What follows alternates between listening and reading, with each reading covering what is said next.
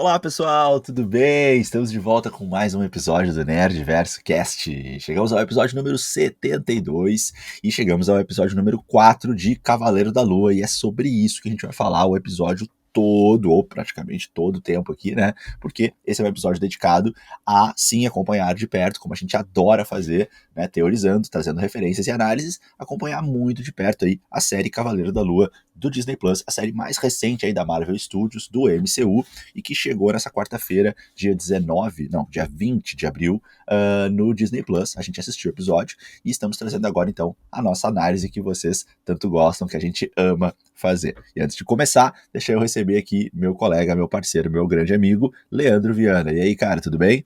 E aí, Diego, tudo certo? Assim, ó, que reviravolta foi o final, assim, desse episódio. Quem é fã dos quadrinhos, eu tenho certeza que vai ficar encantado, mas talvez vai confundir aí a cabeça da grande maioria que não conhece, não sabe quem era o Cavaleiro da Lua, né? Pra quem nunca acompanhou uma história dele. Mas, nesse podcast, então, a gente vai explicar tudo, detalhes, vai ter referências. Mas antes, então, a gente sempre começa com o nosso habitual aí abraço, salve, beijos para o pessoal que acompanha o nosso Instagram e também o nosso canal do YouTube, que é lá o Nerdverso Cast. Só procurar, se inscrevam lá no nosso canal do YouTube e sigam a gente no Instagram. Lembrando então que agora os abraços são um oferecimento do curso Propulsa, que é preparação aí para o Enem, vestibulares em matemática. Então procura no YouTube o canal Propulsa para ficar mais inteirado aí sobre o assunto. Então, os abraços de hoje, vou pegar aquele listinha, vão para o Iago Paixão, para @gamora.denvers, para Rachel ou Raquel Winnie, Priscila Fiorini, Júnior Maia, Bruna Amorim, João Kaiser, Jonathan Aziel, Lucas Faveiro, Alessandro Pantarotti, para Cíntia Carina e para o Léo Reis Jegueira. Então, começando aqui nosso podcast, eu acho que falar um pouquinho desse início, cara. O grande tchan, com certeza, ali, né? É os 15 minutos finais. Mas falar bem rapidinho assim do começo, porque tem coisas que me incomodam ainda, Diego, sabe? Como, por exemplo, ali, a Layla B10, né, cara, derrotando o pessoal armada só com um sinalizador. Ou então, aquela hora lá que eles vão descer pra tumba. Eu sei que é um momento engraçadinho, mas o Mark dá um soco na cara do Steve ali por ele ter beijado a Layla, baita talarico, aliás, né? Achei uma coisa nada a ver, virou meio trapalhões, mas é engraçadinho, beleza. Eu achei de novo que foi uma piada desnecessária, sabe? Isso me incomoda. Eu não entendo porque eles continuam nessa de colocar ainda piadas que quebram o clímax, né, meu? E esse triângulo amoroso, pra mim, tá muito louco, tá bizarro, Diego. Depois eu quero que tu comente também um pouquinho. Mas uma coisa que eu tenho que falar bem, cara, eles sabem como é colocar assim, dar um toque de terror, sabe? Eu curti assim aquele ser que a gente já vai explicar sobre ele que tá matando lá os capangas do Arrow, tem bastante sangue, tem a Layla sendo puxada pra escuridão lá. Já vou até falar, né, meu, pra quem não entendeu, aquele ser, ao meu ver, né, é tipo um guardião que tava ali encarregado de ficar naquela tumba para impedir que as pessoas elas encontrassem a estátua em pedra da Emmett. Até fala, né, não lembro agora a palavra exata, mas dizem que era um antigo feiticeiro daquela época lá. E aliás, cara, todo o visual, os detalhes, tudo lembrando muito Indiana Jones, a Múmia. Isso tudo eu amei, amei, amei. E também confirmou, né? A gente até questionou no episódio, no podcast passado, se o Mark e o Steve eles iam conseguir invocar o traje ou não, enquanto o Khonshu está aprisionado. Não conseguem, pelo menos falaram, né? Eu não vi ninguém tentando também invocar o traje. Então, fica essa dúvida, mas como foi falado várias vezes, pelo visto, ele só consegue invocar o traje do Cavaleiro da Lua se o Khonshu for libertado daquela estátua de pedra, Diego. Mas, me diz aí o que tu achou desse comecinho do episódio, se tu curtiu, se tem algumas críticas como eu ou não. Bora lá então, Leandro. O início do episódio, pra mim, não trouxe problemas assim que me incomodassem tanto. Não pelo menos na primeira assistida ali, né, no momento que eu acompanhei pela primeira vez. Teve um ponto, na verdade, que me incomodou, mas não foi nenhum dos que tu falou. Até é, dialogando contigo, né, nas questões que tu levantou, quanto ao triângulo amoroso, eu tô achando divertido, eu tô gostando, tô achando que pra mim, tá? Assim, na minha opinião, tá legal, tô curtindo, acho que não tá exagerado, acho que tá coerente, assim, acho que tá coerente com a forma como a gente tá vendo o transtorno dissociativo de personalidade do Mark, né? A gente tá vendo de uma maneira muito intensa, né? Não há uma conexão cerebral entre as duas personalidades, né? Parece que não existe realmente conexão, parece que são duas almas dentro de um mesmo corpo, né? Porque, de fato, são pessoas diferentes, são pessoas com sensações, interesses, habilidades, atitudes, enfim, né? Vidas totalmente diferentes.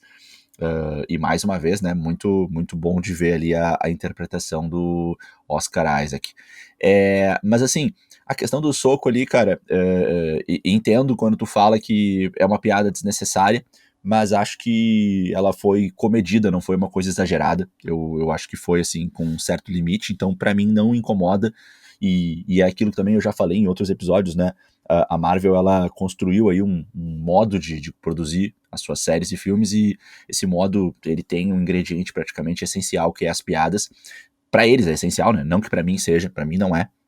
Mas acabou que eles construíram essa imagem, né? Então não dá pra sair totalmente disso. Eu acho que a série já tá um pouco mais comedida exatamente na quantidade, né, na intensidade dessas piadas, né? Basta a gente comparar aí com outras produções da Marvel, que é muito mais piada o tempo todo. Mas pra mim o que incomodou, Leandro, na verdade foi algo bem próximo disso. Logo após o soco que o Mark dá no Steven, né? E aí ele dá nele mesmo, né? No nosso ponto de vista aqui. Ele cai de lá de cima. E, tipo, ele cai e levanta e só dá uma leve gemida, uma leve resmungada. Isso me incomodou. Porque, cara, a Layla ficou um bom tempo ali da cena prendendo com muito cuidado todo um equipamento de segurança nele e falando que ela faria ancoragem. Então, tava tendo todo um cuidado para descer aquele local, né, cara? Nossa, um cuidado enorme. E aí, de repente, ele simplesmente cai de lá de cima e só dá um pequeno gemido, uma pequena reclamada, sabe, assim, sabe, nenhuma lesão grave. Cara, para mim aquilo ali é morte. Morte por esmagamento dos órgãos internos, tá? Pela desaceleração muito rápida dos órgãos internos do corpo. Tá? A não ser que ele estivesse com alguma grande proteção ou poder de regeneração, coisa que foi negada. E eu retomo um outro diálogo que tu puxou agora, cara, sobre invocar o traje e sobre usufruir dos poderes e da proteção do Khonshu. Isso, para mim, ficou muito claro que isso está fora de questão, porque o próprio Mark avisa isso pro Steven várias vezes, quando o Steven não quer devolver o corpo pro Mark, e o Mark fala, é uma missão suicida, a gente tá sem o traje, a gente tá sem a proteção, não temos os poderes de regeneração, tu não tem as minhas habilidades de luta. Até o Steven fala, não, mas é o mesmo corpo, né, nós dois vivemos isso, tem a memória muscular, né, ele se utiliza aí de um argumento da medicina, né, a memória muscular, né, que é uma característica dos nossos músculos, que significa se tu praticou uma atividade física durante muitos anos da tua vida, aí depois tu passa outros muitos anos da tua vida sem fazer essa atividade física, e tu vai retornar depois de muitos anos, evidente que na primeira vez que tu vai retornar a fazer essa atividade, seja uma luta, seja um esporte, seja uma atividade de corrida, no primeiro dia, eventualmente, não vai ser fácil, mas tu não vai demorar tanto tempo para recuperar. Essa é a tal da memória muscular, né? O músculo, ele consegue mais rapidamente retomar algo que ele já foi capaz de fazer. Mas, até isso, o Mark questiona. O Mark fala, não sei se é bem assim que funciona. E eu entendo o que o Mark quer dizer, e na minha visão, a fala do Mark, ela contrapõe bem o que o Steven traz, porque, cara, a gente tem que levar em consideração, e eu adoro pensar desse modo, e eu acho que faz muito sentido, que o nosso cérebro é o que está no comando sempre. O nosso cérebro está no comando. E se o cérebro diz para o corpo que o corpo é capaz, o nosso corpo é capaz de fazer coisas incríveis, inacreditáveis. E se o nosso cérebro diz que o corpo não é capaz, a gente bloqueia, a gente trava, a gente congela. Então, basta a gente buscar exemplos aí, tanto próximos quanto um pouco menos próximos da gente, mas dentro do nosso planeta, dentro da nossa história da humanidade, e a gente vai encontrar exemplos de superação e exemplos também chocantes de pessoas que eram capazes de fazer certas coisas e não conseguiram, sempre por conta do psicológico. Então, acho que os dois estão Sim, certos, e eu sim. queria só detalhar um pouco mais esse diálogo, que eu gostei bastante, achei bem legal esse diálogo aí dos Sim, dois. sim. Mas só respondendo o que tu falou, cara, eu entendi que eles estão sem qualquer poder, tanto do traje quanto do Khonshu. E aí o que me incomodou foi só realmente isso, tá? Assim, nesse início do episódio, foi o Steven cair de lá de cima depois de todo esse cuidado da Layla pelos equipamentos, né? E sem o poder de regeneração ou de defesa do Khonshu, não sofrer nada, nenhuma fratura. Então isso é o que me incomodou.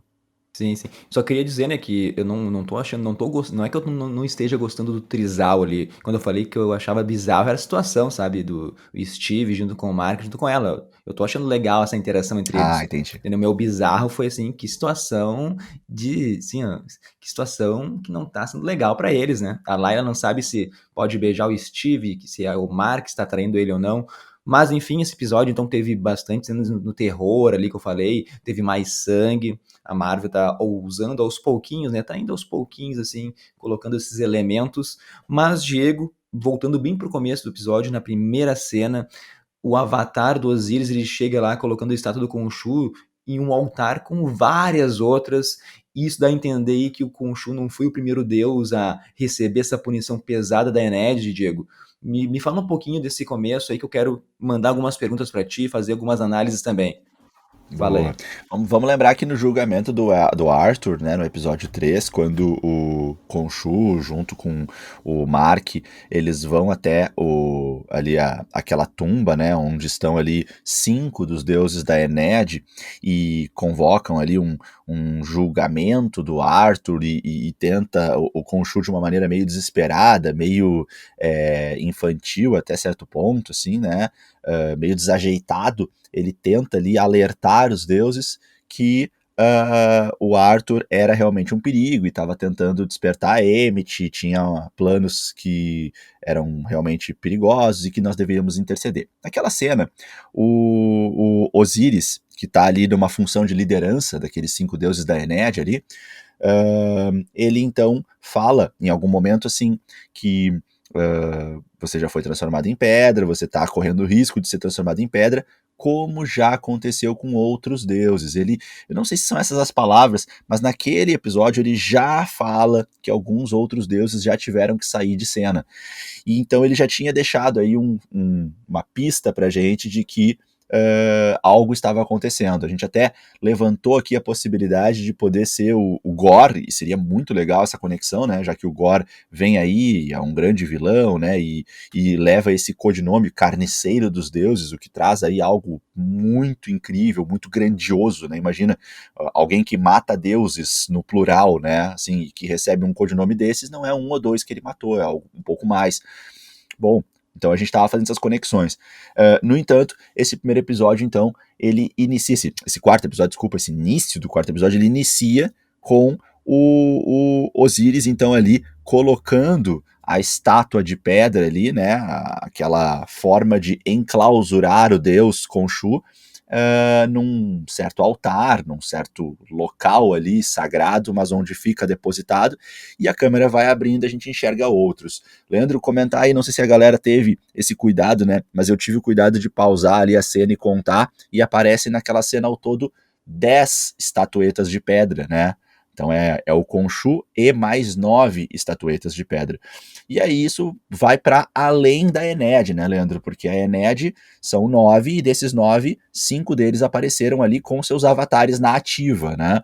E ainda a Emmett é considerada uma dessas 9. Então aí nós teríamos uma contagem de 6 deuses e que aparentemente nenhum desses 6 estaria considerado como algumas daquelas estatuetas de pedra na parede. Eu falo aparentemente porque a gente não sabe o que aconteceu no intervalo entre aquele julgamento em que apareceram os 5 avatares ali dos deuses da Ened, e o momento dessa cena que nós estamos vendo, que não teve ali pra gente um aviso cronológico de em que momento isso está acontecendo. Então é claro que existe a possibilidade de, no intervalo entre esses dois momentos que nós estamos citando, mais algum daqueles 5 deuses pode ter sido transformado em pedra, né? Aí é uma teoria que eu tô levantando aqui Pois e é. é possível, mas não sei, temos poucas Acho, evidências para acreditar nisso, né? acho Acho difícil. difícil. Acho bem Acho difícil difícil, né? essa. Mas vamos expandir um pouquinho, né? Porque eu estava muito focado nos 9 deuses e agora eu já estou expandindo um pouco mais. Temos esse grupo de 9 deuses, a Ened, né? Esse nome 9 foi citado, foi explicado pelo Steven no primeiro episódio, lá ainda na lojinha que ele trabalhava. Mas só na abertura dessa cena aí, a gente já sabe que tem mais deuses que estão pelo menos sendo citados. E claro, vamos lembrar que eu posso estar aqui me empolgando, mas a gente tem que lembrar que na mitologia egípcia existem muito mais do que 9 deuses, né? Existem bem mais, eu não sei dizer quantos, mas é uma quantidade bem Sim, grande, sim, é uma cultura politeísta, né? Então com são certeza. muitos deuses. Cara, eu só fui notar esse altar, ver que tinha 10 mesmo, na segunda vez que eu fui rever o episódio. Daí eu até fui dar uma procurada, assim, quais deuses importantes que não foram citados ainda. Daí a gente pode trazer uma listinha aí. Por exemplo, Anubis não apareceu ainda. Anubis é muito importante. Tem o Seth, tem o Boa. Ra, tem o Shu, Thoth, Nut, Geb, Ptah. Assim, ó, qualquer um desses aí pode ser revelado como estando nessa prisão aí junto com o Khonshu. O Ra, por exemplo, que eu falei ali, ele é o mais forte desse panteão, né, cara? Nesse panteão egípcio, mas nada impede também dele ter sido derrotado pela união dos outros deuses. E por que, cara? A pergunta é por que será que tem tanto deus preso assim? Será que rolou várias traições, agiram de desacordo com as regras? Ou tem alguém aí aprisionando o deus aí para abrir caminho para Emmett renascer, por exemplo? Um que deve estar lá, eu aposto assim minhas fichas, 99% de certeza, que é o Seth, né? Ele é conhecido aí por matar outros deuses, né? Por matar o Osíris, desculpa. Depois o Osíris ressuscita, né? Beleza? Mas na Marvel, o Seth já apareceu, ele tem até uma rixa lá com os Asgardianos, né? Ele aprisionou a família do Osíris e só foi parado lá quando o Thor resolveu se intrometer nessa parada aí. Cara, então eu diria que a gente tem que as grandes perguntas são duas, que é por que estão aprisionando assim tantos deuses e quem é cada um desses deuses, né, Diego? Pô, será que a resposta da Enéade aí que não tem aqueles 9 deuses que muito falou, né, estão aí? Será que alguns desses 9 foram presos e tá diminuindo esse grupo seleto aí? Cara, a minha teoria, uma teoria nada a ver com o que eu falei agora, quero que tu responda essas perguntas aí, mas é quando o Khonshu voltar, quando ele se libertar, ele vai vir com a ajuda de alguém, cara. Sozinho ele não vem. Acho que ele vai trazer algum desses caras aí que estão aprisionados junto com ele. O que tu acha, Diego? Não, eu acho que faz bastante sentido. Eu acho que vai rolar aí uma guerra civil aí dos deuses egípcios, né? Eu acho que vai rolar uma divisão, cara. Porque quando a gente teve ali o momento do julgamento no episódio 3 e que aparentemente os representantes da Enéade concordaram em julgar não procedente a acusação do Khonshu, sorrateiramente a Hathor, né? Aquela deusa que uma certa sedução ali, recebe, né, faz aí a anfitrionagem do Khonshu e do seu avatar ali, do Mark, e depois do julgamento ela vai até o Mark e dá uma dica para ele, de uma certa forma aí, desrespeitando a decisão do conselho, né, ali ela tá, de certa forma, traindo ali, né, e me parece, né, fica muito assim, para mim, explícito na cena, o que sempre pode ser também algo para confundir a gente, mas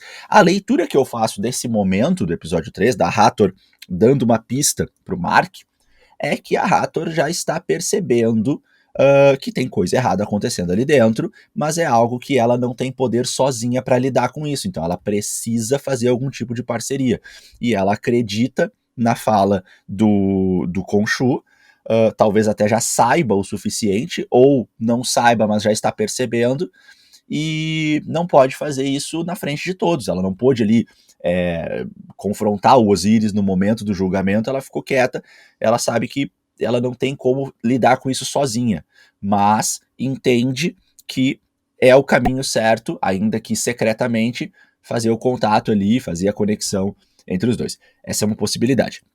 Mas essa é uma leitura muito superficial, né, Leandro? Sempre existe a Sim, sim. possibilidade de isso ser algo para nos confundir, de ser exatamente o que os roteiristas querem que a gente leia, para que a gente seja surpreendido por um outro plot. E aí, o que poderia ser, então, a contrapartida? O plano B de leitura disso para mim. O plano B poderia ser também a própria Hathor estar mancomunada com Osíris e ter plantado isso como uma armadilha, como uma isca, para tirar o Khonshu de cena, para conseguir facilitar o acesso a Emmett, já que sabe, por exemplo, que tanto o Khonshu quanto o Steven Grant são elementos, são peões importantes nesse jogo que podem chegar mais rápido a Emmett. Até então ninguém sabe onde a Emmett está escondida, né? Então tá rolando aí uma busca pela localização da Emmett, né? Os próprios deuses dizem, né? A Emmett gosta de se esconder, a gente não sabe onde é que ela tá. Então essas possibilidades estão todas abertas, tudo isso tá na mesa, tá? Sobre o jogo, né? E a aparição aí, né? Agora dando um pequeno spoiler, né? Mas quem ouve a gente sabe que a gente vai falar sobre tudo do episódio. A aparição da hipopótamo lá no final do episódio, outros deuses sendo citados na tumba, tudo isso, pra mim, revela que tá rolando alianças entre os deuses aí. Sim, sim, sim. Então, saindo dos deuses, voltando para os nossos pequenos humanos ali, eu gosto, cara, eu gosto do Steve, eu entendo ali que ele não quer mais dar o corpo pro Mark, sabe, mesmo que isso seja burro da parte dele, mas ele tá se apegando aí a um fato que eu não acho correto, que é o fato do Khonshu desaparecer e o Mark ter dado aquela palavra que ia assumir também. O Khonshu, ele se sacrificou para achar a localização, né? Todo mundo viu. Então é sacanagem da parte do Steve usar isso, essa fala, sabe? Mas beleza, voltando lá para as tumbas, vamos para aquela parte do Arrow lá, que ele conta tudo que a gente já sabia, mas dessa vez ele é bem didático aí para todo mundo entender. Quando ele fala que quando usou a bengala lá, ele viu todo o tormento do Mark, que ele presenciou ali a morte do pai da Layla. A gente já tinha dito aqui e o próprio Mark, então, ele afirmou durante o episódio que ele não teve participação nessa morte aí, mas presenciou aí o seu colega mercenário que enlouqueceu, que a ganância tomou conta, falou mais alto. E esse cara, com certeza, é o Bushman, é confirmado. Espero que apareça ele ainda. Uma leve aparição, já vou ficar feliz, sabe? Eu quero muito um flashback, Diego. Eu preciso ver como tudo aconteceu. Aliás, o próprio Mark, ele afirma que também foi morto naquela ocasião, então tudo leva a crer aí que nesse momento, nessa história aí, o Khonshu reviveu e o Mark ali em troca do próprio Mark ser o seu avatar, e por isso o Mark então tá em dívida com o Deus da Lua, porque o cara voltou à vida, digamos, né? E eu tenho algumas perguntas para ti, Diego, mais perguntas aí. Tu acha que o fato do Mark ele guardar esse segredo por anos da Layla, sabe? Isso de algum modo pode ter feito esse transtorno dissociativo de personalidade surgir ou tipo reaparecer?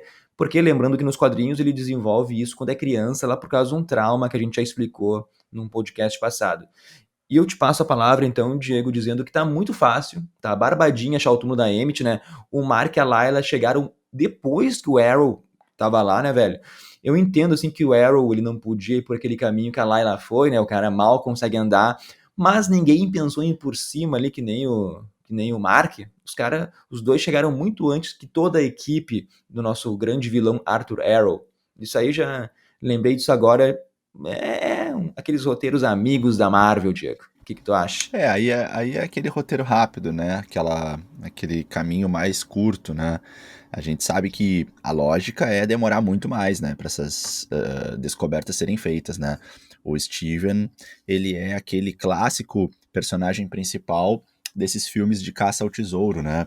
A gente pode lembrar, por exemplo, do Código da Vinci ou Anjos e Demônios, lá interpretado pelo Tom Hanks, que, né, o professor Langdon lá dos famosos livros do Dan Brown, e ele é muito rápido para decifrar enigmas complexos demais e enigmas que estão às vezes assim ali disponíveis há anos, né, e ninguém nunca descobriu. Então é aquela coisa desse protagonista que é extremamente inteligente e assertivo, né? E resolve um enigma que mesmo eu e tu, por exemplo, que somos professores de matemática, que estamos muito próximos da lógica, não resolveríamos, ou ficaríamos horas trabalhando em cima, horas, dias trabalhando em cima. Então aí nós temos já um roteiro, sim, preguiçoso, mas que não é a primeira vez que a gente vê, né? Que é esse protagonista aí extremamente sortudo, extremamente inteligente e que ainda também às vezes lidando com o nervosismo, com a iminência de tomar um tiro, de ser levado por uma armadilha, de estar podendo ser preso aí, sei lá, ainda assim não se deixa levar pelo nervosismo e segue extremamente inteligente. Então, claro que aí a gente precisa aí abrir uma licença poética gigantesca, porque concordo contigo, né? Foi fácil demais resolver mistério super complexo. Aliás, a rapidez com que ele desenhou na areia e identificou toda a estrutura do local, né? Nossa, ali, né, teve um olhar ali muito além de qualquer arquiteto ou engenheiro, né? Quando ele identificou que a estrutura de toda a tumba já era daquele modo. Ele mal tinha andado por 2 ou Sim. 3 corredores, Leandro, ele já tinha percebido tudo aquilo. Por isso que eu te digo que eu acho que com o traje do Cavaleiro da Lua veio algum conhecimento a mais, sabe? Ele teve um conhecimento de milênios aí sobre o Egito, porque é impossível o cara ser tão rápido. E Diego, eu não gostei que tu falou mal do Dan Brown aí pra mim. Os livros são perfeitos, tá? E pra mim não tem roteiro preguiçoso lá, Diego. Não, não, é no Mas, filme, é no né, não, filme, no não. filme, no Não, sim, sim, o filme, no filme é filme muito mais tem. rápido que o livro, né? No filme tem, não, mas eu gosto também do Dan Brown, eu gosto muito, não, me Não, expressei mal, brincando. então, eu adoro o Dan Brown, não falei mal dele, não. Não, O não, que tô eu falo, brincando. o que eu tô brincando é o roteiro de filme, né? Aquele roteiro rápido de filme, né? Mas então, se tu quiser depois voltar para algum assunto que a gente passou, mas eu quero falar agora que a gente chegou lá na tumba, o Steve chega, a gente encontra aquele sarcófago, na verdade, né? E já começa, ele começou a dizer que era um antigo faraó. Diego, na hora meu coração começou a bater forte, porque eu pensei que já iam falar do Ramatut, lá uma versão do Kang. Eu já ia pegar o celular e te ligar às 5 da manhã, Diego, ia falar assim, gritar contigo. Eu jurava que ia ser o Kang, mas não foi Bem que dessa tu não fez vez. isso, cara, tava dormindo nesse É, horário. não foi dessa vez que o Kang apareceu, mas eu jurava que ia ser. Tipo, eu gostei muito assim da resolução que a série tomou, tá? Porque aquela tumba é de Alexandre o Grande, né? E agora então vai começar a nossa aulinha de história aqui, porque o próprio Steve fala, né? Ele tá ali, alguma coisa da Macedônia. O Alexandre Grande foi o rei da Macedônia. E o império dele foi muito amplo, né? Foi da Grécia até o Egito, foi lá do sudeste da Europa até a Índia, digamos ali. E a gente da matemática, então, te ama história, assim, porque se tu for pegar, velho, a educação ali do Xandinho, dos seus 13 aos 16 anos, ele teve aula com quem? Com Aristóteles, né? Na história é de verdade isso, né? Então ele conquistou tudo isso, todo esse império em pouquíssimo tempo. Ele começou a construir ele com 18 anos e morreu com 33. Tipo, nem teve ali o quê, Diego? Faz as contas rápidas, depois avisa pro público aí. Mas, 15 anos. 15 15 aninhos. anos aí de conquistas. Então, 15 anos o cara fez um império gigantesco, imagina, cara.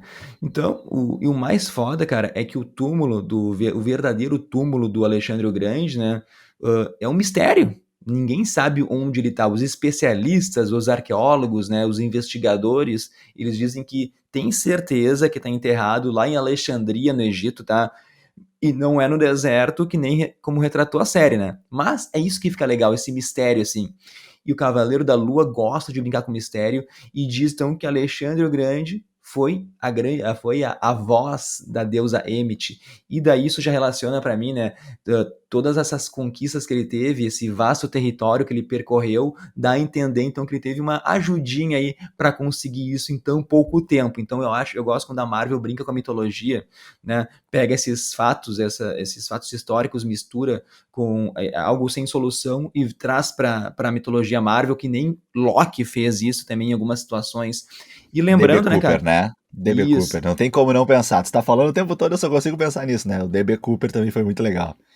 Sim, e lembrando só que na Marvel, o Alexandre o Grande já apareceu mencionado, assim, ele não era conhecido por sua humildade, né? Ele até falou, se proclamou filho de Zeus dentro da mitologia da Marvel, daí. Então imagina o crossover, ele tá chegando Thor, Amor e Trovão, chega Alexandre o Grande e fala que é irmão de Hércules, Diego. Então já começa a viajar aqui. E a gente pode até conectar o Alexandre o Grande com o Kang, porque daí nos quadrinhos, nas HQs, o Kang, ele diz que se baseou, ele usou o Alexandre o Grande como inspiração para ser o grande Kang, o conquistador, né? Por isso que o Kang ele quer conquistar mundos, territórios e multiversos e por aí vai, Diego. Tu gostou dessa solução aí que deram para onde estava a estátua em pedra da Emmett, Diego? Cara, a questão da localização em si, não tanto, mas a questão da explicação de como eles estão encaixando tudo isso, né? Eu achei muito legal esse encaixe que fizeram. Adorei isso, né? Trazer o Alexandre o Grande, trazer essa questão da possibilidade da conquista dele estar vinculada a ele ter tido uma ajuda da deusa Emmet. Achei muito legal, sim, essas conexões.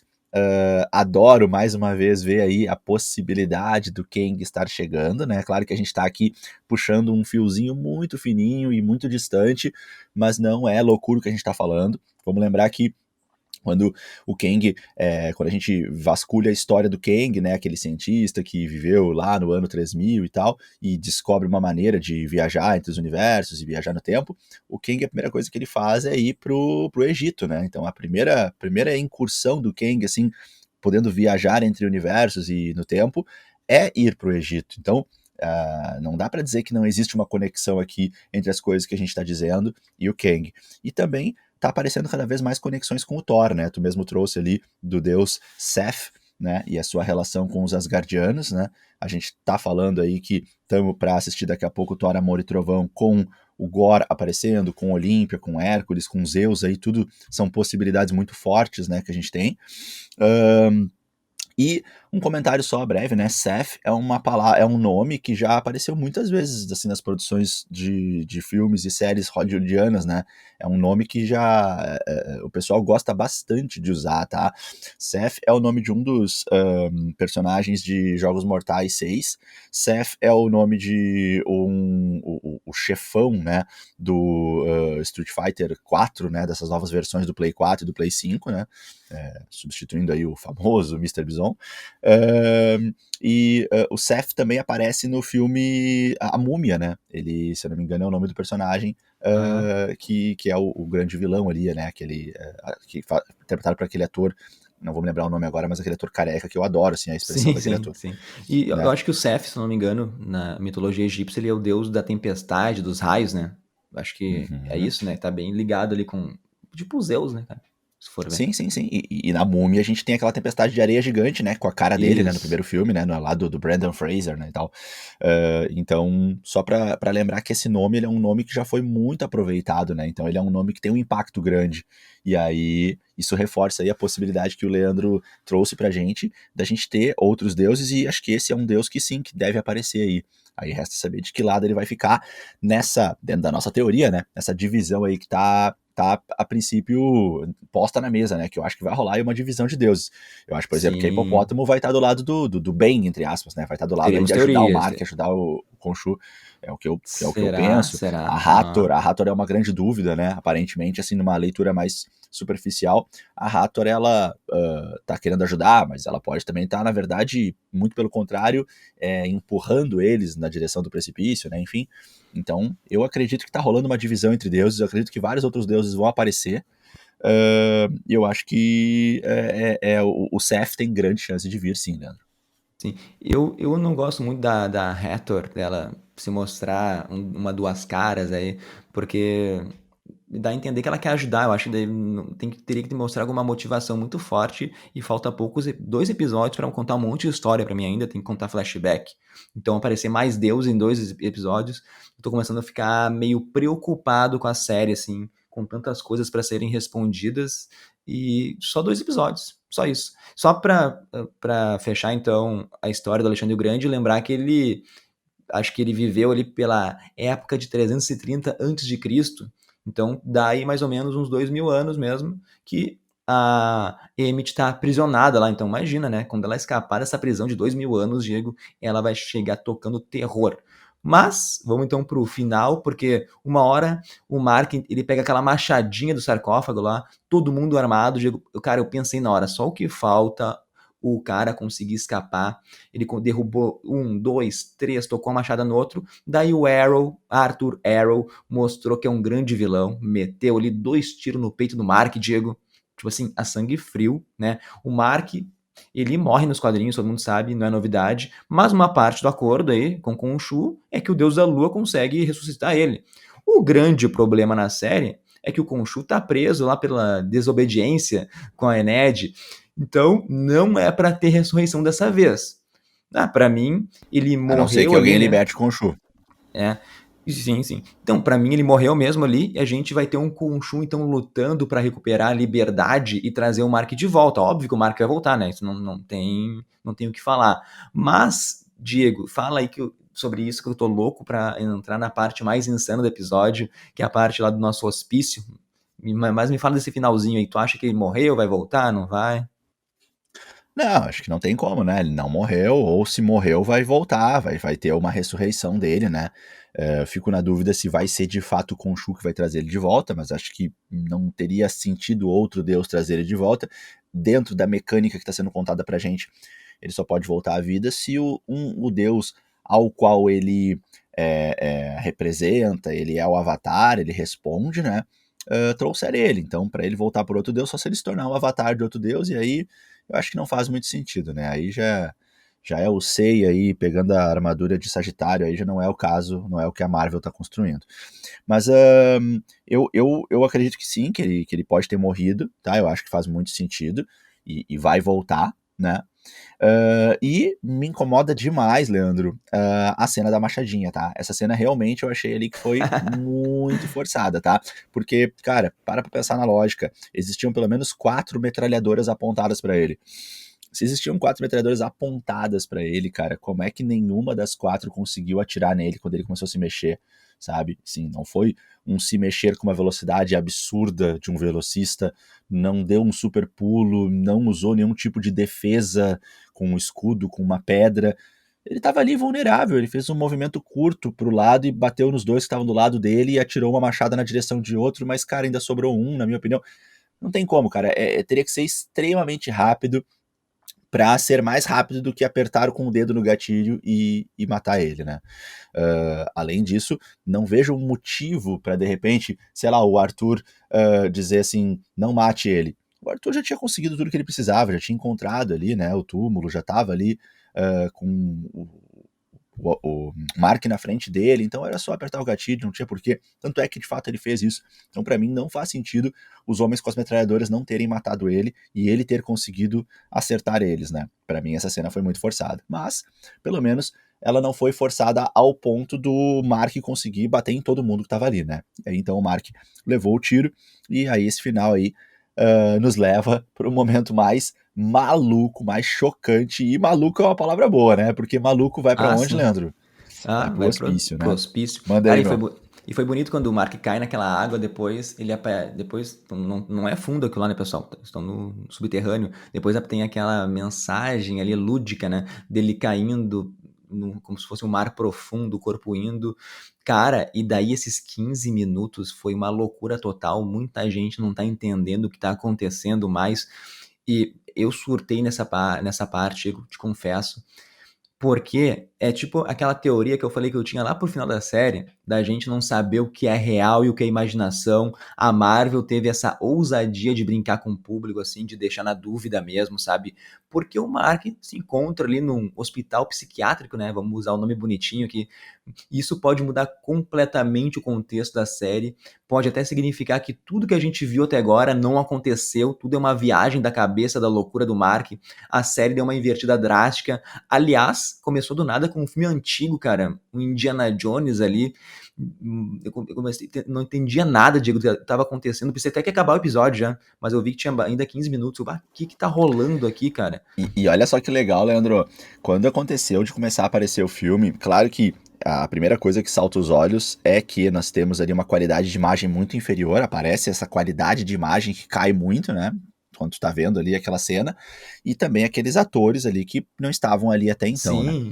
Mas eu quero chamar atenção para um detalhe que eu, pelo menos, percebi de cara, né? Que era o formato de tela, né? Porque quando a gente, em alguns anos atrás aí, né? Para eu e tu que somos um pouco mais velhos, parece pouco tempo, para a galera que é mais jovem, talvez parece muito tempo, ou até já nasceram nessa realidade, mas a proporção de tela HD que a gente vem usando, desde que a gente tem usado bastante essas telas planas, né, as telas de LED, de LCD, a proporção é uma proporção 16:9, né? Mas antigamente não era assim. Quando a gente tinha as TVs de tubo, a proporção da imagem era 4:3. Então, quando a gente tem a passagem do HD pro Full HD, a gente tem essa mudança, né? Que a imagem ela é um pouco mais achatada, mais retangular, né? E antigamente ela era um pouco mais próxima do quadrado. Então, se vocês olharem esse momento em que começa a passar esse filme, vocês vão perceber que as bordas pretas elas ficam maiores no canto da tela e a tela fica um pouco mais quadrada, né? Então, assim, até esse cuidado a produção da série teve, né? Em, tipo, jogar pra gente essa cena de filme, que eu nem sei se esse filme existe mesmo, realmente não fiz essa pesquisa, Ah, tá? não existe. Não existe, né? Então, olha só que legal, o filme não existe, então não é uma cena do filme que eles estão usando, eles criaram isso e eles tiveram o cuidado de baixar muito a qualidade da imagem, usar ali talvez maquiagem, costumes, né, as roupas e tal, figurino, para realmente levar a gente para aquele tipo de filme de, sei lá, 20, 30 anos atrás. E o formato de tela quadrado ali, não chega a ser quadrado, mas quase isso, 4:3. Só um detalhe aí que eu pesquei que eu queria compartilhar com a galera, mas segue aí, meu. Sim, sim. Mas por que esse filme aparece? Porque é para dar a entender que o Mark tá nesse hospital há muitos, muitos, muitos anos, entendeu? Tipo, como tu falou, há 20 anos, é uma fita da infância dele. E daí aquele arqueólogo se chama Steve Grant, né? Então é para dar a entender pro Mark que ele pegou esse pseudônimo, né, Diego? Essa outra personalidade, tirou o nome desse filme. Entendeu? E também nesse filme ele tá procurando, tu viu uma hora lá, o deus da lua, mas o deus de outro panteão. É o deus asteca da lua. Então tá tudo mostrando pro Mark, assim, que ele é louco. Ele inventou essas coisas de Steve Grant, de deus da lua, pegando as referências desse filme que ele vê desde criança, sabe? Então é tudo pra confundir o Mark, né? Cara, a gente vai... Talvez até a gente veja algum flashback que ele via esse filme quando criança, sei lá, né? Não sei daí. Mas, cara, se tu for pegar essa clínica, tá cheio de easter egg, tem referência do filme, todas as séries, tem o peixe, tem o cupcake, tem o cara montando o cubo mágico, tem os cartões postais, aquela hora que ele sai da cadeira de rodas e tá preso na cadeira de rodas, lembrando que ele ficava preso na Na cama cama. dele, a Layla ali é uma Aham. amiga, é paciente do lugar, o Cavaleiro da Lua é um bonequinho dele, né, ali uma figura de Uhum. ação, cara, assim, ó, todos os funcionários ali que estão ali foram alguém que ele já apareceu na série, então é tudo É. brincando com a E assim, mente do Mark, assim, fala, Diego. na cena que ele conversa com o personagem do Ethan Hawke, né, que ali até pode ser que se chame Arthur Harrow também, né, pode ser que se chame assim, mas ali ele estava na função de, sei lá, o diretor do hospício e aí aquela coisa muito bem construída, né, eu adorei essa ideia da Marvel, apesar dela deixar a gente extremamente desconfortável, porque a gente fica pensando assim, não quero acreditar que isso tudo foi um sonho, né, a gente não quer acreditar nisso, isso é muito incômodo, a gente acreditar que isso tudo foi um sonho, a gente não quer acreditar de jeito nenhum, mas a cena foi muito bem construída, e a cena foi tão bem construída que é perfeitamente possível dizer que isso tudo foi um sonho, sim. Claro que a gente, né, não acredita que isso vai acontecer, porque aí nós não temos, então, o Cavaleiro da Lua, nós temos um louco que sonha ser o Cavaleiro da Lua, né? Mas Sim, é sim. legal a gente, é legal a gente também observar, Leandro, com todo esse conjunto de easter eggs que tu trouxe, que na sala, né, ali do Arthur, tem um quadro na parede, e esse quadro que mostra mais de uma vez pra gente, ele mostra um cenário que é exatamente aquela vila, né, em que vai parar o Steven Grant quando ele fica ali trocando o corpo toda hora com o Mark, e onde nessa vila ele tá ali sendo perseguido pelos homens do Arthur, ele tá com os caras velhos, ele encontra o Arthur é apresentado pra gente, acho que é o primeiro episódio. Então, só pra comentar aí, não sei se a galera percebeu que nesse quadro nós estamos vendo ali a cena da vila, né? Aquela imagem daquela vila daquele primeiro episódio, né? Aquela vila onde estava atuando o Arthur, né? E aí mais um componente para que tudo faça sentido dentro da seguinte lógica fabricada por esse final desse episódio. Nada disso é real. Tudo é uma criação da cabeça do Mark, né? E inclusive até mesmo a vila também. Sim, sim. Tudo ele teria tirado de influências visuais que ele tem ali no entorno dele, né? Mas, claro que também a gente pode teorizar que tudo isso é uma construção feita por alguém, talvez aí liderada ou não pelo Arthur, para de fato fazer o Mark pensar isso, né? Para tentar enlouquecer ainda mais ele, se valer da fragilidade mental dele e tentar iludir ele, fazer ele pensar que ele imaginou tudo isso, que nada disso foi real. Pode ter sido uma Sim, sim. construção para iludir ele. Com certeza. E falando dessa pintura, muita gente diz que parecia Lativéria, né? Quando apareceu no primeiro episódio lá, que é o país fictício do Doutor Destino. Será que eram algumas pistas aí dele chegando já? Mas, como tu falou ali, eu vou falar antes teoria e depois vou trazer a referência das HQs. Vou inverter hoje, Diego. Porque essa parte do sanatório aí, do Mark achar que tá maluca, vem direto das HQs, do Arco Lunático de 2016, se eu não me engano. Mas, ô Diego, voltando a falar do Arrow ali, que bigodinho charlatão colocaram no Ethan Hawke, né? Ele veio com todo esse papo aí que o Mark inventou a existência do Steve, que o Mark fica irritado quando ele é questionado sobre isso. Cara, então, de novo, achei a ideia de brincar que tudo é imaginação muito legal, mas convenhamos, né? Isso não vai acontecer, a Marvel não faria isso com a gente. Mas eu amei, cara, essa ideia da Marvel de brincar. Isso eu assim, ó, nota 10, sabe?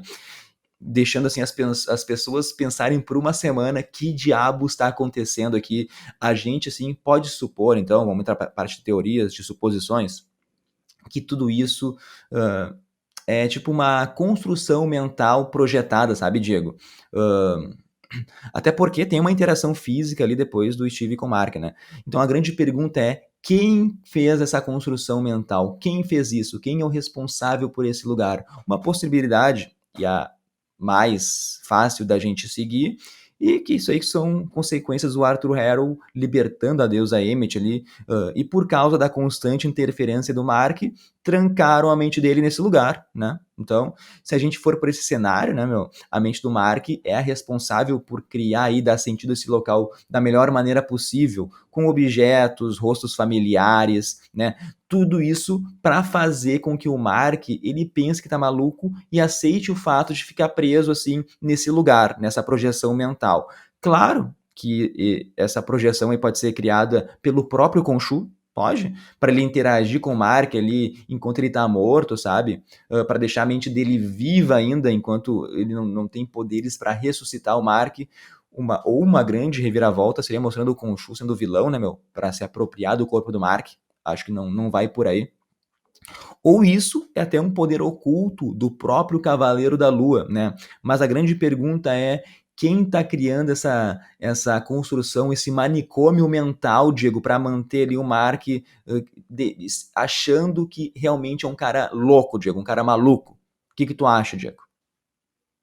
Pois é, cara, tá tudo muito aberto, né? Assim, tá bem difícil de apostar. Pra mim, o que mais me seduz, assim, tentando não entrar muito no racional, me deixando levar pela emoção, eu diria que o que mais me seduz é que algum outro Deus está ajudando o Mark. E isso seria uma tentativa de ajudar ele. Essa seria uma ideia. Ou até mesmo uma interação entre mais de um Deus. Algum Deus aí apoiando o lado do Arthur, já que o Arthur tá aparecendo ali dentro, né, e tá aparentemente com um certo poder nessa realidade que a gente tá enxergando, e um outro ou outros deuses tentando ajudar, tá rolando alguma batalha aí numa outra dimensão, e essa batalha tá com o Mark em jogo aí, né. Faz sentido pensar que o Arthur está fazendo mais uma jogada no sentido de ir além de dar os dois tiros que supostamente mataram o corpo do Mark, porque o Arthur tem um conhecimento bem profundo aí de como funciona ser um avatar do Khonshu, né? Ele conta que já foi. Então, ele deve saber, o Arthur, e aqui eu tô teorizando, mas ele deve saber que tanto o Mark quanto o Khonshu vão tentar retornar um ao outro, né? Vão tentar se encontrar, o Khonshu vai tentar trazer o Mark de volta. E isso vai contra os planos do Arthur, a gente já sabe disso. Então pode ser um movimento do Arthur aí, muito bem orquestrado, aí, um movimento importante de xadrez dele, de tipo impedir que o Khonshu traga de volta o Mark, né? Pode ser um movimento assim. No entanto, a gente tem nessa cena do hospício também mais coisas acontecendo, né? A gente tem ali, né, mais uma vez aí algo que para mim é bem assim, né, ficção, né, que é um Mark ali sedado, que mal consegue abrir os olhos, batendo aí nos seguranças do hospício, né, e se Isso aí é livrando aí, direto né, das HQs daí, né? Vocês pegaram aham. referência da HQ que ele faz isso direto. E aí, então, ele vai lá e aí começa a coisas mais malucas ainda a acontecer, né, que é ele encontrar ali o Steven agora num outro corpo, né, o que não faz sentido no mundo real, então a gente tem aí mais confirmações de que a gente tá numa outra dimensão, provavelmente dentro da cabeça do Mark, né? Mas pode ser algo que está acontecendo Ah, dentro dessa dimensão, pode ser só uma ilusão, enfim, a gente não sabe o que é, a gente só não sabe que isso não é o mundo real. E a gente tem ali o Steven pedindo para sair de dentro de um sarcófago, né? Então ali ele libera o Steven.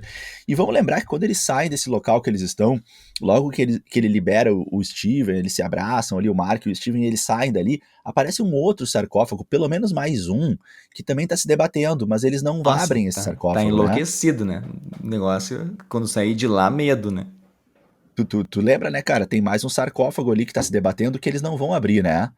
Então eu fico pensando, mas quem é que tá dentro desse sarcófago, né? Será que é uma outra personalidade do Mark, né? Será que é o John Lockley, que a gente achou que ia aparecer nesse episódio e não Jake. apareceu?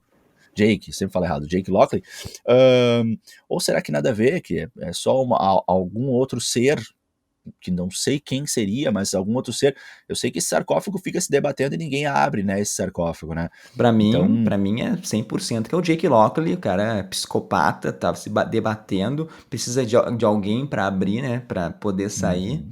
E quando sair, cara, esse Jake Lockley eu tô começando a ficar com medo dele.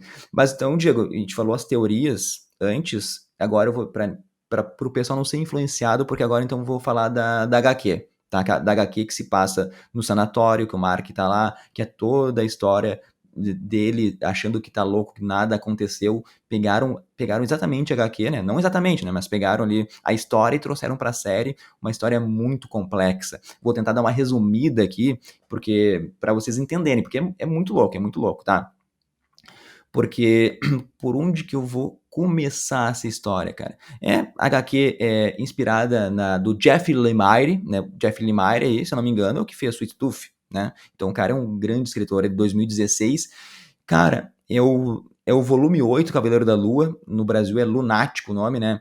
E o Mark, então, como eu falei, ele é colocado nessa situação muito semelhante, que ele se encontra no manicômio, e quando ele acorda, os registros médicos dizem que ele está internado desde os 12 anos de idade, né, amigo? Então, óbvio que todas essas aventuras aí do Cavaleiro da Lua foi tudo uma grande ilusão. E como tu falou, os caras cedam ele toda hora, ele bate nos médicos, às vezes ele olha para os médicos e vê eles como sendo deuses egípcios, depois ele é sedado e olha, são humanos de novo. Tipo, a narrativa da HQ é incrível, é como se a gente estivesse dentro da mente quebrada, fragmentada do Mark, fica tudo muito no mistério, nos questionamentos da imaginação, e durante esse arco, né, o Mark conversa diversas vezes com uma psicóloga, e olha o nome da psicóloga, Diego, é Doutora Emmett, né, que é referência à deusa Emmett que o Harrow quer acordar, mas ela não é a grande vilã desse arco, né, porque nessa saga, esse cenário imaginário, é tudo parte de um plano do Khonshu pra curar, velho, essa insanidade, né, e pra ele poder dominar também e usar o corpo do Mark, sabe? Tem esse detalhe. Só que o Mark, durante todas as HQs, ele vai relembrando o passado dele, ele abraça as personalidades ao invés de matar elas, entendeu? E depois ele vai questionar o Khonshu e ele, entre aspas, meio que mata ali o Khonshu, esse Khonshu ilusório para mim, ele esmaga o crânio com as próprias mãos ali, tipo para mostrar que ele tá se reconciliando com a doença, ganhando o controle sobre todas as personalidades, entendeu? Todas vão interagir entre si, ele aceita, é a aceitação da mente fragmentada. Então, aquela hora que ele abre o sarcófago e sai o Steve, eles se abraçam, é tipo isso, é um aceitando o outro, sabe? Um tá ficando feliz com o outro, porque até agora a gente tá vendo um brigar com a sua contraparte ali. Então, no momento que eles começarem a se aceitar, e talvez aceitar até o Jake Lockley, esse psicopata que vai chegar aí, e eles vão conseguir interagir os três, cara, e daí eu quero ver onde que a série vai chegar, entende? Então isso eu tô muito feliz do rumo que Cavaleiro da Lua tá chegando, Diego. Boa. Achei bem legal essa contribuição aí, Leandro. Isso realmente ajuda a gente bastante a entender. E, claro, aí reforça uma teoria bem coerente, né? De que, de fato, esse momento todo dele aí é uma projeção, como se fosse um sonho, de certa forma, né? Mas que pode sim ter esse intuito aí de ajudar ele a superar o obstáculo que o transtorno dele se torna para ele, porque ele superando esse obstáculo, né, ele lidando melhor com isso, transformando isso em algo positivo, ou pelo menos evitando que isso lhe cause mais problemas, bom, Não só é melhor para ele, como é melhor para todo esse enorme propósito aí, toda essa história que já está bem grandiosa aí dos deuses disputando por poder e tudo que isso envolve, né? Então alguém, muito provavelmente Khonshu, mas eu fico um pouco incomodado de pensar isso, porque para mim o Khonshu tá fora de cena nesse momento, né? Mas É, daqui a pouco ele consegue ainda, de alguma maneira, ou alguém que tá do lado do Khonshu, ou alguém que tá contra o Osíris, mas algum ser poderoso, sim, está ajudando o Mark. Para mim isso é indiscutível. E essa ajuda pode vir então nesse formato aí, bem baseado no que a HQ nos traz, né? Uma certa condição para que ele possa evoluir a situação que ele está na doença dele. Hoje não está dando muito certo, né? Essas brigas aí entre o Mark e o Steven tá prejudicando demais aí o Cavaleiro da Lua.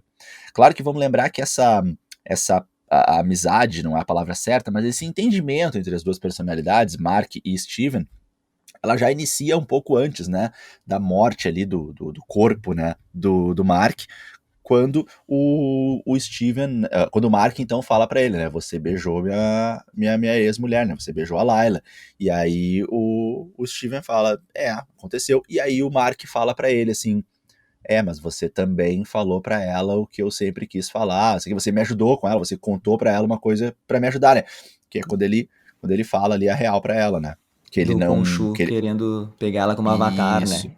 Do porquê isso. do Mark E aí ter o se Mark então afastado dela. reconhece isso, e aí o Mark reconhece que o Steven fez esse movimento pra ajudar o Mark.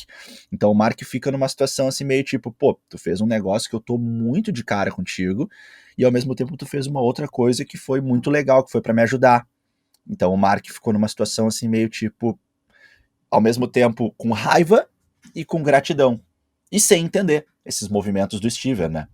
Então, essa é uma situação legal da gente debater, né? Por que o Steven fez isso? Lembrando que o Steven, ele solta essa no momento que a Layla ia dar um beijo nele, né? Depois rola esse beijo, mas num primeiro momento ele evita esse beijo. Talvez seja ele, assim, ainda com um pouquinho de um sentimento de culpa e tentando evitar essa certa traição, né? Que depois ele não resiste a isso, mas que naquele primeiro momento talvez ele estivesse evitando, né? Ele, poxa, tô com vontade, mas não é certo, né? Não é legal fazer isso, então ele vai lá e dispara ali para ela uma verdade sobre o cara, como se ele tivesse até daqui a pouco se livrando assim de alguma culpa, né? Dizendo assim, deixa pelo menos eu colocar as cartas na mesa e dizer o que aconteceu de verdade. É uma leitura que eu faço desse momento aí que eu queria trazer e que eu acho que tem a ver com esse final que tu tá transcrevendo pra gente, Leandro, sobre esse entendimento dos dois aí que parece estar acontecendo e que ficou bonito com aquele abraço ali no hospício. Sim, sim, e acho que a série tá arrumando a isso, porque antes o Mark fala, pô, tu beijou minha mulher, entendeu? Mas tem que ver que eles são mentes diferentes, mas os dois podem ter a mesma paixão pela Layla, e é o mesmo corpo, né? Então talvez a aceitação vai chegar no momento que tanto o Mark e o Steve não se importem dos dois terem esse amor pela Layla, vão ver que é algo mútuo, né? Então acho que vai caminhar assim, para eles criarem essa amizade e aceitarem duas mentes numa só, três mentes num corpo só, e assim por diante, né, Diego? Mas, indo então pro final do episódio, já tava maluco, ficou mais ainda, porque daí o Steve e o Mark são interrompidos ali por uma deusa no corpo de um hipopótamo, né? Todo mundo ficou, que é isso agora? Que loucura, que os diretores beberam e fumaram, né, para escrever essa cena. Para quem não sabe, aquela deusa é a Tauret, né, que é a deusa ali do parto, da fertilidade. Ela atua ali como protetora das mães, dos filhos, né, meu? E ela aparece dando um oi todo meigo, uma vozinha fina. Eu gostei demais da reação do Steve e do Mark. Eu teria essa reação com certeza, né? Gritaria espantado ali. Cara, e o legal, cara, é que a tal Irete, ela nunca apareceu nos quadrinhos da Marvel. Tipo assim, é a estreia dela, assim, nesse universo. Então me pergunta, meu, o que a Marvel tá querendo, trazendo algo que nunca, nem foi citado alguma vez. O que essa Taurete aí vai interferir na história? Eu vejo, Diego, duas possibilidades, né? Tu pode me falar se tu pensar algo diferente de mim.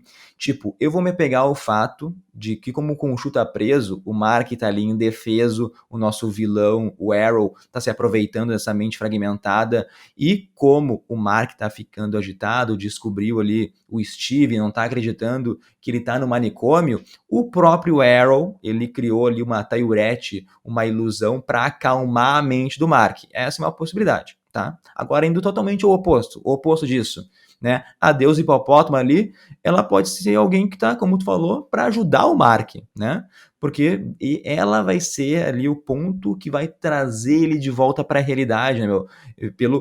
Vai fazer pelo comportamento calmo da Tayurette que ela aparece, né, meu? Ela pode ser a grande chave, assim, para salvar o Mark, salvar o Steve também desse lugar aí, que eu acredito que foi sim o Arrow que criou. Eu vou trabalhar com essa possibilidade, e caso tenha sido ele, né? E talvez essa projeção, essa prisão mental que eu tô falando toda hora, possa ser um lugar onde também tenha outros deuses presos, sabe? E isso vai explicar também, talvez, a falta de 2 deuses na Enéade lá, ou de mais deuses que a gente falou no podcast passado. Vai que o próprio Arrow, nesse tempo inteiro aí, que ele está sendo a voz da Emmett, ele não prendeu outros deuses, né? Porque vamos lembrar que o Mark, ele deve estar alguns 10 anos aí como sendo o avatar do Khonshu. Então o Arrow, ele é essa voz da Emmett há quanto tempo? Eu chutaria que praticamente o mesmo tempo, é um bom tempo, 10 anos é muito tempo. Do que tu pode fazer, os teus planos, as tuas peças que tu vai mexer no xadrez do vilão, né, Diego? Então, o que tu acha? A gente pode seguir por esse caminho? É totalmente diferente, Diego? Não, para mim é o meu caminho preferido. Esse é o caminho que eu mais gosto de pensar.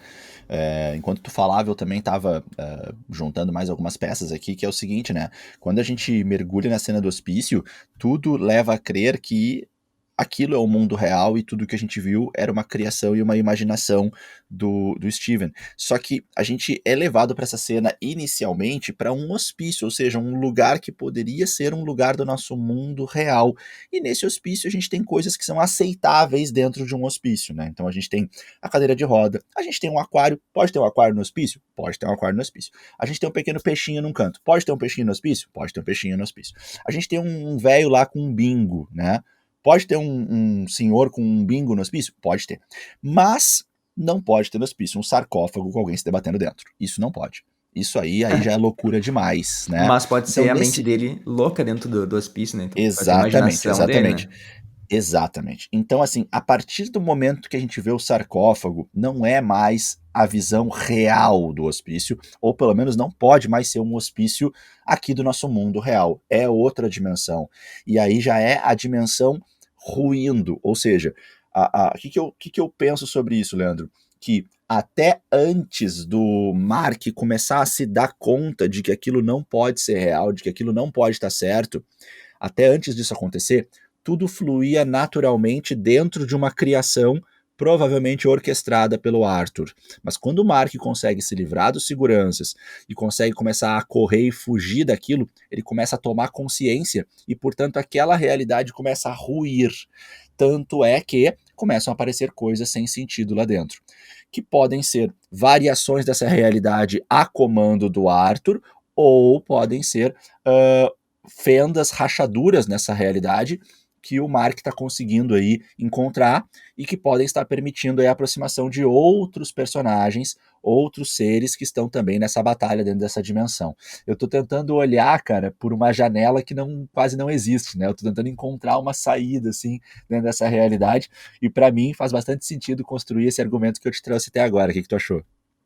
Achei perfeito, acho que é isso mesmo. Só sendo chato, né? Porque poderia ser a mente do Mark criando um outro Steve, ele imaginando uma deusa hipopótamo, poderia ser loucura dele, sabe? Mas eu acho que não vai por esse caminho, eu acho que é exatamente isso que tu falou. Ele escapou e daí começou a dar problema, né, nessa prisão mental e que estão colocando o Mark, que eu acho que é. Eu acho que como ele não pode, não morreu de verdade ainda, o Arrow deu um jeito assim de deixar ele de lado para não atrapalhar mais nos seus planos, né, cara? E agora vamos ver como é que ele vai escapar daí, né, Diego? Mas eu acho que a grande explicação do episódio inteiro é isso, cara.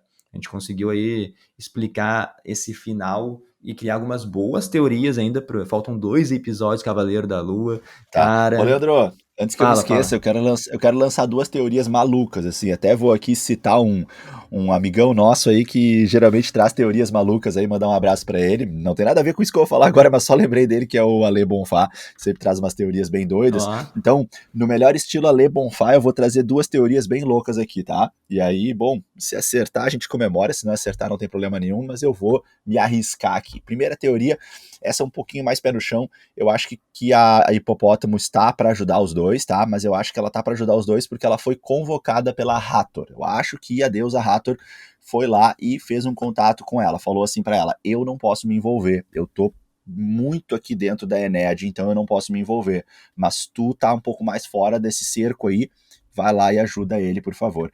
Então, de alguma forma, ela contatou e conseguiu uma parceria com a tal Eret, com a Hipopótamo, e a Hipopótamo tá indo lá salvar o Mark, né? O Mark, o Steven. Então, essa é uma teoria que eu trago agora aqui pra gente. E uma outra, essa sim, então, mais doida, pode preparar tua risada aí, cara, mas eu vou lançar azar, que é o seguinte: assim como nós tivemos na morte do Steven, né, o Khonshu aparecendo e salvando ele e oferecendo para ele, então, que ele seja o avatar dele em troca da vida, quer dizer, isso é o que a gente tem nas HQs, né, mas é o que aparentemente foi contado pra gente na história que o Steven contou pra Layla, que começou a ser contada pelo Arthur, que a gente viu nesse episódio. E a gente viu nessa história que morreram todos os outros, mas o Steven também morreu. O Mark também morreu, né, Leandro? Todos morreram mortos e executados pelo Bushman, né? Pela história que foi contada. Todos morreram, inclusive o Mark. Mas o Mark voltou. Voltou por quê, Leandro? Voltou porque o Khonshu trouxe ele de volta. E aí eu lanço uma teoria pra lá de doida. E se o pai da Layla também voltou? E se o velho voltou nessa adaptação da série, Leandro? Eu sei que é muito difícil, mas e se um outro deus trouxe o pai dela de volta? Por que que os deuses só... Por que o Khonshu só olhou pro Mark e nenhum outro deus aproveitou a oportunidade? Ah, Khonshu, eu também vou pegar um avatar pra mim, deixa eu ver. Ah, esse velho aqui, ele é bem inteligente, hein? Ele entende bastante de arqueologia. Acho que eu vou chamar esse velho pra ser meu avatar. E aí, senhor pai da Layla, quer ser meu avatar? Por que não, né? Bom, se é pra sonhar, se é pra se iludir, eu vou trazer essa teoria pra lá de doida. E se a gente enxerga uma aparição do velho tentando ajudar os dois, já que o velho está sendo tão citado na série, por que ele não pode aparecer um pouquinho como um pequeno avatar de algum deus? Não que ele vai ser um super-herói que vai proteger e que vai lutar, mas que daqui a pouco vai aparecer até como mártir para salvar a filha mais uma vez e para daqui a pouco até defender o Mark perante a Layla e ajudar eles a se entenderem. Seria uma loucurinha, seria uma loucura gigante, mas vou jogar essa teoria aí, vai que eu ganho sozinho na loteria. cara, primeiro eu gostei da Hathor ter mandado a Tayurete, plausível, mas segundo eu acho que tu anda bebendo, Diego. Eu acho que alguma coisa não tá certa. Acho que a tua mente tá ficando fragmentada. Não faz sentido nenhum o cara voltar desses 10 anos aí, onde é que ele tava esses 10 anos, que ficou viajando pelo mundo, ficou escondidinho. Não faz nenhum sentido pra mim. Mas se tu ganhar, né, cara, méritos pra ti. Eu vou ficar aqui com 98% do público que não Não, gostou. não, é muito pequena a chance, eu sei. Eu sei, é muito pequena a Mas chance. Mas o importante é se divertir, né, Diego? O importante Isso é aí, isso aí. beber, é beber antes de começar o podcast, né, meu? Mas é isso. Não, não, para com isso, para com isso. Eu tô aqui viajando, que é isso que a gente faz, a gente viaja bastante para tornar um pouco mais agradável, ainda mais louca ainda, essas Ai, séries e possibilidades da Disney. Mas, Leandro, podcast muito da hora, mais uma vez, foi muito agradável estar aqui junto contigo, revendo os detalhes do episódio, explorando possibilidades, repensando no que o episódio contou pra gente e teorizando sobre o que está por vir, além de trazer referências que o episódio nos mostrou e pesquisas que podem ou não estar relacionadas aí, mas que fizeram parte do universo da Marvel nas HQs ou até mesmo nos filmes. Galera, eu espero muito que vocês tenham gostado de mais esse episódio e, Leandro, vou te pedir então aí para fazer a despedida pra galera, mandar tuas últimas palavras aí. Obrigadão todo mundo. Semana que vem nós voltamos com o penúltimo já episódio de Cavaleiro da Lua. Talvez tenhamos alguns outros podcasts entre esses dois aí. Mas obrigado a todo mundo que então segue o Nerdverso no Instagram, que acompanha nossos vídeos a mais de outras análises de filmes, explicando personagens, histórias dos quadrinhos. Sigam nós lá no YouTube, nosso canal, no Nerdverso Cast. E obrigado a todo mundo aí que sempre manda mensagem de carinho, apoia, que nos mantém, ó, hoje é o que? Dia 21 de abril, nós estamos aí a 3 semanas no top 20 do Spotify, então obrigado a todo mundo que nos ouve pelo Spotify e também nos ouvem pelos outros agregadores de áudio aí, e fica nosso abraço, assim, nosso beijo, um agradecimento que a gente não tem nem palavras aí para vocês. Mas é isso, Diego, pode mandar o teu Beleza, tchau. beleza, Leandro. Antes de eu dar o último tchau pra galera, só queria mandar 3 abraços que eu acabei me esquecendo de mandar lá no início, né? A gente se empolgou e começou a falar do episódio. Eu quero mandar um abraço especial pro nosso amigão aí, que, né, eu e tu conhecemos bem, a galera que nos ouve talvez não conheça também, que é o Fael, o Rafael Andrades, meu primo, que tá ouvindo recentemente nossos podcasts, a gente incomoda bastante ele aí pra ouvir, e agora ele emplacou um atrás do outro, tá gostando bastante, e aí vou mandar um abração pra ele aí, que ele tá trocando com a gente umas mensagens legais. Esses dias aí até voltou num assunto que a gente estava comentando num outro episódio aí sobre um ser humano se tornar um deus, e ele trouxe uma contribuição ali, brincando um pouquinho com o Kratos, né, que é da série de jogos de videogame God of War, né, quando ele se torna o deus da guerra, né, então, na mitologia do jogo, e claro, a gente pode sonhar, se iludir um pouquinho, né, que como o Kratos, ele agora tá ali na função de Asgard, né, ele vai enfrentar o Thor, ele já enfrentou Zeus, e a gente tá vendo isso acontecendo um pouquinho na Marvel. O Fael brincou com a possibilidade aí do Kratos entrar pra Marvel, né, claro que é uma grande piada, é uma brincadeira, mas enfim, mandar um abraço pro Rafael então, pro Fael, e também mandar um abraço pra dois parceiros nossos, Leandro, que mandaram pra gente aí alguns kits muito legais e que logo mais vocês vão ver nas nossas redes aí, os nossos vídeos de recebidos divulgando, né? Um abraço para a editora Novo Século, que mandou pra gente um kit muito legal aí, que a gente vai mostrar para vocês nos nossos reels e stories do nosso Insta, lá no @nerdversocast.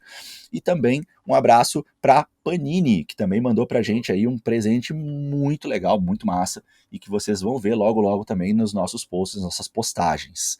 Certo, Leandro? Acho que é isso, né, meu? Certinho, certinho. Então tá. Galera, um grande abraço a todos que ficaram com a gente até aqui. Aguardem os próximos posts e produções nossas. E é isso. Valeu e até a próxima. Tchau, tchau.